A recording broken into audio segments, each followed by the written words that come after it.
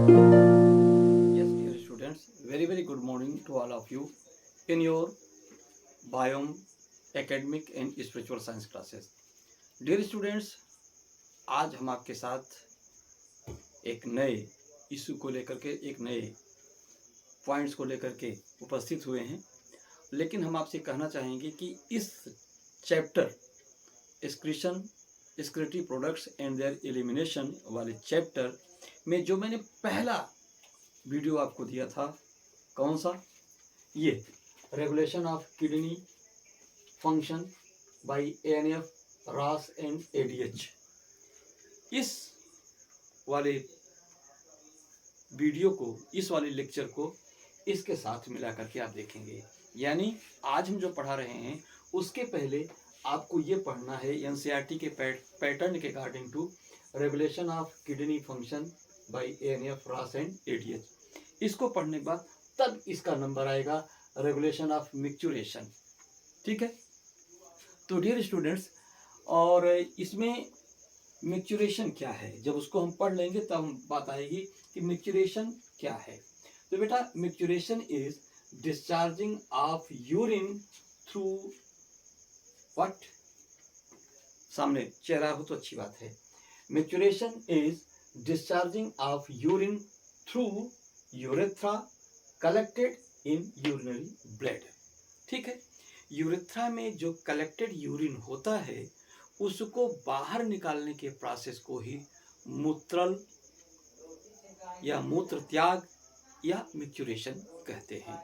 ठीक है, कभी कभी यूटीआई में इन्फेक्शन की वजह से जब भी यूरिन को डिस्चार्ज किया जाता है तो उसमें बर्निंग होती है, इन्फ्लेमेशन होता है, जलन महसूस होती है, पेन फील होता है, उसको हम लोग बर्निंग मिक्चुरेशन के नाम से जानते हैं, मेडिकल का लैंग्वेज है यह।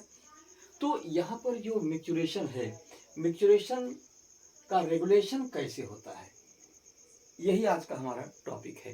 तो बेटा ध्यान रखना, मिक्चुरेशन का जो रेगुलेशन होता है बाई मिक्चुरेशन रिफ्लेक्स। ये मिक्चुरेशन का रिफ्लेक्स कहाँ से जनरेट होता है, कैसे होता है, इसको जानने से पहले आइए एक बार इस फिगर पे हम लोग फोकस कर लें। तो बेटा ध्यान रखना, ये आपका जो है यूरेटर है, ये आपका यूरिनरी ब्लैडर है, जो कि स्मूथ डिट्रसर मसल के द्वारा बना होता है। ठीक है, इसके इनर लेयर पर कुछ स्ट्रेच रिसेप्टर्स होते हैं जो यहाँ पर दिखाए जा रहे हैं। ये स्ट्रेच रिसेप्टर्स क्या करते हैं, इस यूरिनरी ब्लैडर में कितना यूरिन कलेक्ट हो चुका है इस सिग्नल को रिसीव करते हैं और सेंट्रल नर्वस सिस्टम को सेंड करते हैं सेंसरी नर्व के द्वारा। सेंट्रल नर्वस सिस्टम में आपका ब्रेन और स्पाइनल कार्ड दोनों आता है। ठीक है, तो इस प्रकार से आगे देखिए, आगे जाकर के जब ये यूरेथ्रा में ओपन होता है, एक पतली नली के द्वारा जब ये कन्वर्ट होता है तो ये इसको यूरेथ्रा कहते हैं। यूरेथ्रा का एक पॉइंट दो प्रकार के स्फिंक्टर से गवर्न होता है, नियंत्रित होता है।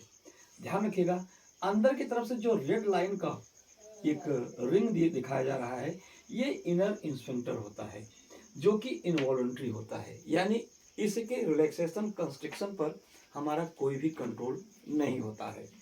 लेकिन बाहर का, इसी के पैरेलल जो बाहर का ब्लैक कलर का यहाँ पे रिंग दिखाया जा रहा है, ये क्या करता है, ये आउटर स्फिंक्टर होता है जो हमारे जो वॉलंटरी होता है, हमारी इच्छा पे निर्भर करता है, और इसका regulation regulated by pudendal nerves जिसके S2 और S2 S3 S4 के द्वारा कंट्रोल होता है। यह पोर्शन सैक्रल स्पाइनल कॉर्ड का जो है पार्ट होता है। तो सैक्रल स्पाइनल कॉर्ड के पुडेंडल नर्व्स के द्वारा इस आउटर स्फिंक्टर का कंट्रोलिंग होता है। इसका जो फंक्शन है, इसके फंक्शन का जस्ट कंट्राडिक्ट है, यानी ठीक उल्टा है। क्या होता है, यह जब कंट्रोल किया जाता है इनवॉलंटरी मसल के द्वारा, पेरिफेरल नर्वस सिस्टम के द्वारा, जब इसको रिलैक्स होने का, फैलने का निर्देश प्राप्त होता है, तो उसके कंट्राडिक्शन, उसके अपोजिट, इसको हम वॉलंटरी मसल के द्वारा, या जो वॉलंटरी आउटर स्फिंक्टर है, इसको हम कंस्ट्रिक्ट करने का क्या करते हैं, कंस्ट्रिक्ट करा देते हैं। स्थिति ठीक वैसी होती है। मान लीजिए ये यूरेथ्रा है, ठीक है, ये यूरेथ्रा है, ये वाला जो ये स्फिंक्टर आया, ये जो स्फिंक्टर है, ये जो मस्कुलर रिंग है, ये क्या करता है, ये नीचे ये इसको क्या करता है, ओपन करता है। ये जब ऊपर से नॉन वॉलंटरी मैसेज आता है तो ये क्या करता है, ये रिलैक्स खुलता है। लेकिन ये जो आउटर स्फिंक्टर है यह वॉलंटरी होता है और इसे हम अपनी इच्छा के अनुसार क्या करते हैं, इसको दबा सकते हैं। स्थिति क्या होती है, ये यूरेथ्रा, इसको अंदर से नॉन वॉलंटरी कौन, इनर स्फिंक्टर, इसको कंट्रोल कर रहा है वॉलंटरी आउटर स्फिंक्टर। इस प्रकार से पोजीशन बनी होती है, ठीक है। तो क्या होता है, जब कभी यूरिन डिस्चार्ज का इशू आता है तो क्या होता है, ये फैलता है और ये इसको क्या करता है, कंस्ट्रिक्ट करता है। दोनों का मिला जुला प्रभाव भी हम आपको बताएंगे, पहले देख लीजिए।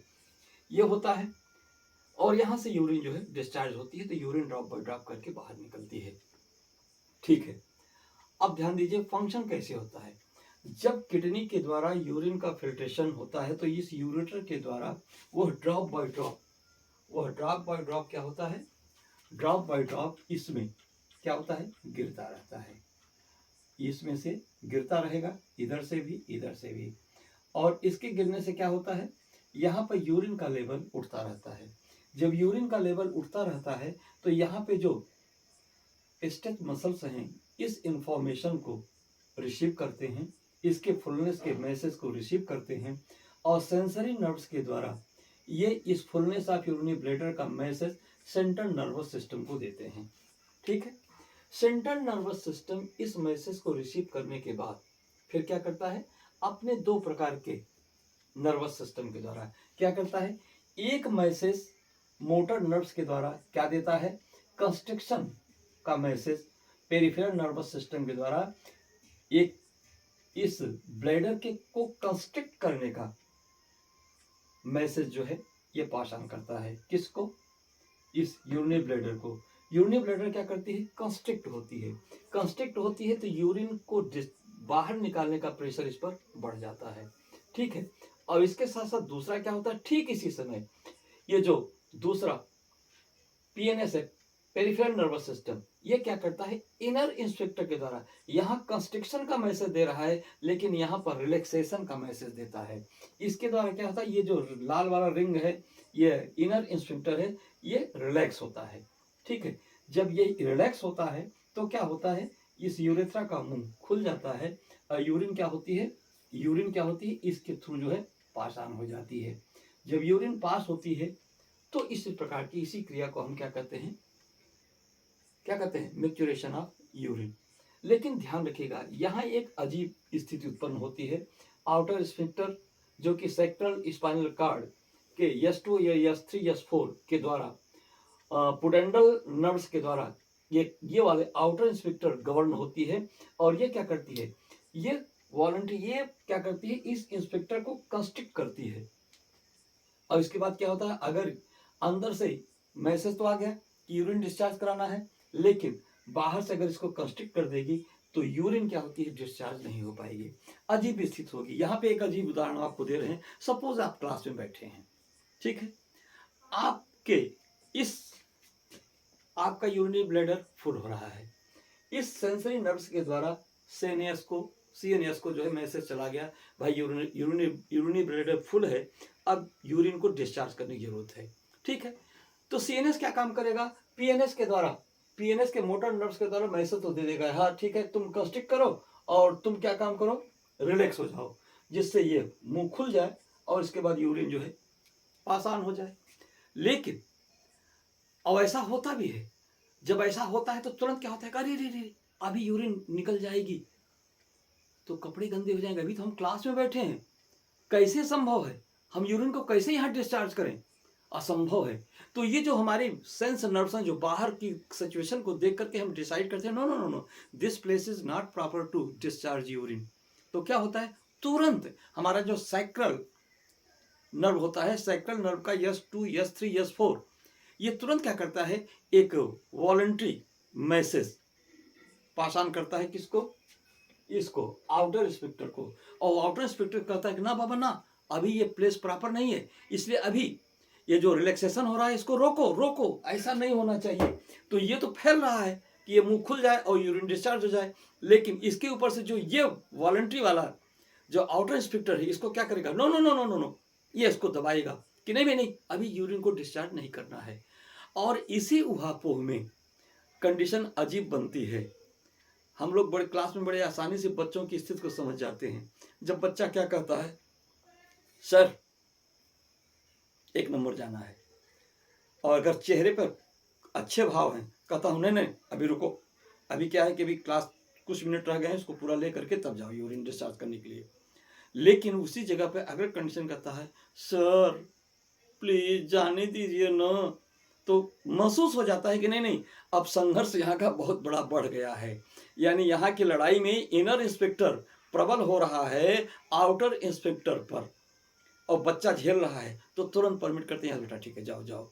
और बच्चा क्या करता है, धाड़ से जो है जाता है, और तुरंत क्या होता है, आउटर इंस्पेक्टर को वॉलंटरी इच्छा हो जाती है कि भाई अब यहाँ पे यूरिन हम डिस्चार्ज कर सकते हैं, ये फैल गया, ये लूज हो गया, अब इसके बाद क्या हुआ, ये तो रिलैक्स ही हो गया, फैल गया, इसके बाद क्या हुआ, यूरेथ्रा का मुंह खुल गया, और ऊपर से कंस्ट्रिक्शन का आदेश है ही यूरिनरी ब्लैडर को, वो कंस्ट्रिक्टर प्रेशर तेज हुआ और यूरिन जो है डिस्चार्ज हो गई। तो इस प्रकार से ये क्या होता है, यूरिन के डिस्चार्जिंग का रेगुलेशन होता है। अच्छा बेटा आइए, अब इसके बाद डिस्चार्जिंग का रेगुलेशन तो हो गया, अब यहाँ पर जो यूरिन है, जरा यूरिन के बारे में कुछ एसेंशियल बातें हैं, जरा उसको जान लें। ये जो यूरिन है, तो बेटा ध्यान रखना, कम से कम एक दिन में, इन वन डे में हम लोग एक हेल्दी ह्यूमन का जो यूरिनरी ब्लैडर है वो 1 से 1.5 लीटर यूरिन क्या करता है, डिस्चार्ज करता है। और इस 1 से 1.5 लीटर की यूरिन में 25 से 30 ग्राम तक यूरिया होती है। ठीक, अगला पॉइंट, ये जो आपका यूरिन है, यह यूरिन लिक्विड फॉर्म में होता है, जिसकी एक स्पेसिफिक स्मेल होती है। ठीक है, इसमें कुछ अमोनिया मिक्स जो है, अमोनिटिक स्मेल आता है, क्योंकि मोरओवर यूरिया पास होती है, तो यूरिया से कुछ वो वाटर को पा करके कुछ अमोनिया के फॉर्म में जो है ये क्या करती है, ये अपना स्मेल देती है। और दूसरी चीज क्या होती है कि आपकी यूरिन जो है लाइट येलो कलर की होती है। इसका कलर कैसा होता है, लाइट येलो इन कलर। ठीक, इसका पीएच 6 होता है। ठीक, अब कुछ डिजीज हैं उससे संबंधित बातें जान लीजिए। यदि यूरिन में ग्लूकोज भी डिस्चार्ज हो रहा है, जो मेडिकल चेकिंग के द्वारा मालूम होता है, तो इस कंडीशन को हम कहते हैं ग्लाइकोसूरिया। क्या बोलते हैं, glycosuria. Glycosuria is the condition of the patient in which urine few quantity of glucose presents. अगर यूरिन में ग्लूकोज है तो इस प्रकार के सिम्टम वाले पेशेंट को हम क्या कहेंगे कि वह ग्लाइकोसूरिया से सफर कर रहा है, यानी उसको ग्लाइकोसूरिया हो गया है। लेकिन इन केस अगर यूरिन में कीटोन बॉडीज आ रहे हैं, तो उसका मतलब हुआ उसको कीटोन्यूरिया हुआ है। और ध्यान रखिएगा, यह ग्लाइकोसूरिया या कीटोन्यूरिया का सिम्टम उसी पेशेंट को होता है जो डायबिटीज मेलिटस नामक डिजीज से सफर कर रहा होता है। ठीक है, तो ये कंडीशन हुई। अब इसके साथ साथ हम लोग अभी इसी लेसन में, आज के ही लेक्चर में ये भी देखेंगे कि यूरिनरी सिस्टम से रिलेटेड कुछ जो डिजीज हैं वो कॉमन डिजीज कौन कौन हैं, और साथ ही साथ हमारी बॉडी के वो कौन अदर पार्ट्स हैं जो वेस्टेज के एक्सक्रीशन में सपोर्ट करते हैं। यस डियर स्टूडेंट्स, पहले आप इसका स्क्रीनशॉट ले लीजिए, इसके बाद अगले पॉइंट को हम लोग फिर से बात करते हैं। Thank you. Yes my dear students, तो अभी हम लोग जो है वो मिक्चुरेशन के कंट्रोल की बातें पढ़ रहे थे। अब इस चैप्टर का जो लास्ट सेगमेंट है उसको भी हम लोग देख लें इसी लेक्चर में। तो इसमें हम लोग 2 चीज़ देखना है। एक देखना है कि role of other excretory organs, हमारी बॉडी में एक्सक्रीशन पर्पस के लिए और अदर कौन कौन से ऑर्गन्स हैं, तो इसमें क्या देखना है ये देखना है। अब इसके बाद इस एक्सक्रीटरी प्रोडक्ट से रिलेटेड, एक्सक्रीटरी सिस्टम से रिलेटेड जो कुछ डिजीज होते हैं उसके बारे में जानना है। आइए पहले इसको देखते हैं। Role of other excretory organs में आपका लंग्स आता है, लिवर आता है, स्किन आता है और सलाइवा भी आता है। ठीक है, तो लंग्स का फंक्शन क्या होता है? लंग्स क्या करता है? रेगुलेट करता है ये जो हमारी बॉडी में कार्बन डाइऑक्साइड जो सेल्स के द्वारा मेटाबॉलिक प्रोसेस द्वारा रिलीज की जाती हैं, वो कार्बन डाइऑक्साइड हमारे ब्लड के माध्यम से, हमारे हीमोग्लोबिन के माध्यम से कहाँ आती हैं? लंग्स में रिलीज की जाती हैं और वो लंग्स क्या करता है? उस कार्बन डाइऑक्साइड को रिलीज करता है। तो ध्यान रखिएगा, इसका जो रिलीजिंग रेट है लगभग 200 मिली कार्बन डाइऑक्साइड को पर मिनट जो है हमारा लंग्स जो है रिलीज करता है। अब इसके साथ साथ ये जो वाटर वेपर हैं, वाटर वेपर्स वो भी क्या होते हैं कि गैसेस फॉर्म में क्या होते हैं? वो लंग्स के द्वारा ही रिलीज किए जाते हैं। ठीक, दूसरा क्या है? लिवर। लिवर क्या करता है? बहुत इंपॉर्टेंट जो और सबसे लार्जेस्ट ऑर्गन है हमारी बॉडी का, जो क्या करता है? ये बिलिरुबिन, बिलिवर्डिन, कोलेस्ट्रॉल, स्टेरॉयडल हार्मोन्स और विटामिन्स को क्या करता है? ये सिक्रेट करता है, यानी ये रिलीज करता है, बॉडी से बाहर निकलता है, अदर पार्ट्स में इसको जो सेंड करता है, ये इसकी रिलीजिंग ये करता है। स्किन भी कुछ वेस्ट प्रोडक्ट को भी सिक्रेट करता है, वो उसमें से स्वीट ग्लैंड और सेबेसियस ग्लैंड, श्वेत ग्रंथियां और पसीने की तैली ग्रंथियां, ये दो हैं। स्वीट ग्लैंड क्या करता है? सोडियम क्लोराइड, यूरिया और लैक्टिक एसिड का सिक्रेशन करता है, जबकि जो सेबेसियस ग्लैंड है वो एस्टेरॉल, हाइड्रोकार्बन्स और कुछ वैक्सेस का जो है वो सिक्रेशन करता है। डियर स्टूडेंट, इसके साथ साथ जो हमारा सलाइवा है ना, वो भी कुछ नाइट्रोजनस रेजिड्यू को क्या करता है? वो सिक्रेट आउट करता है बॉडी से। ठीक, अब इसके बाद आ गया कि कुछ डिजीज जो एक्सक्रीटरी सिस्टम से रिलेटेड होते हैं वो क्या क्या होते हैं। तो वो है यूरेमिया। यूरेमिया क्या होती है? Uraemia is the condition in which you can find urea in your blood. Blood में अगर यूरिया पाई जा रही है या ब्लड में अगर यूरिया प्रेजेंट है तो क्या होता है? ऐसी कंडीशन को हम यूरेमिया बोलते हैं। ऐसे पेशेंट को कहते हैं कि यूरेमिया से सफर कर रहा है। और बेटा ये बहुत ही घातक होता है। ब्लड में यूरिया का पाया जाना अगर समय पर कंट्रोल न किया गया तो ये उस व्यक्ति के लिए फैटल हो सकता है, मृत्युकारक हो सकता है। ठीक है, रीनल कैल्कुली।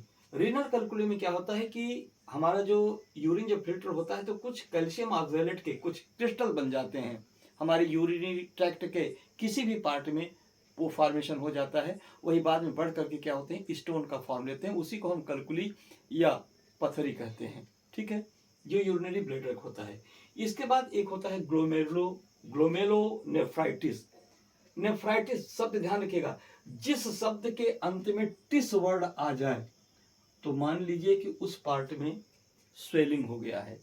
जैसे लिवर के सेल में अगर स्वेलिंग आ गई तो वहां पे वर्ड यूज होता है हिपेटाइटिस। ठीक है, ग्लोमेरुलस में अगर स्वेलिंग हो गया तो प्रयोग हुआ ग्लोमेरुलोनेफ्राइटिस।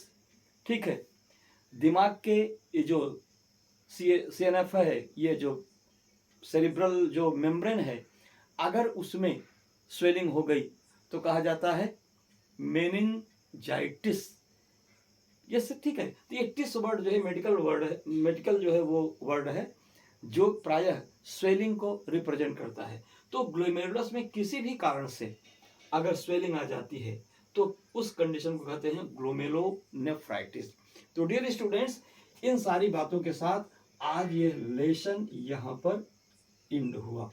ठीक है, अब आप यहाँ पर इससे रिलेटेड अगर कोई प्रॉब्लम आपकी होगी तो आप फ्री हैं, आप चैनल पर भी क्वेश्चन पुटअप कर सकते हैं और व्हाट्सएप पे भी कर सकते हैं। बेहतर होगा आप चैनल की बात चैनल से ही करें, और आपकी कोई क्वेरी है, कोई प्रॉब्लम है तो आप पुटअप कर सकते हैं। मैं अपने पूरे मनोयोग के साथ आपकी मदद करने के लिए तत्पर हूँ।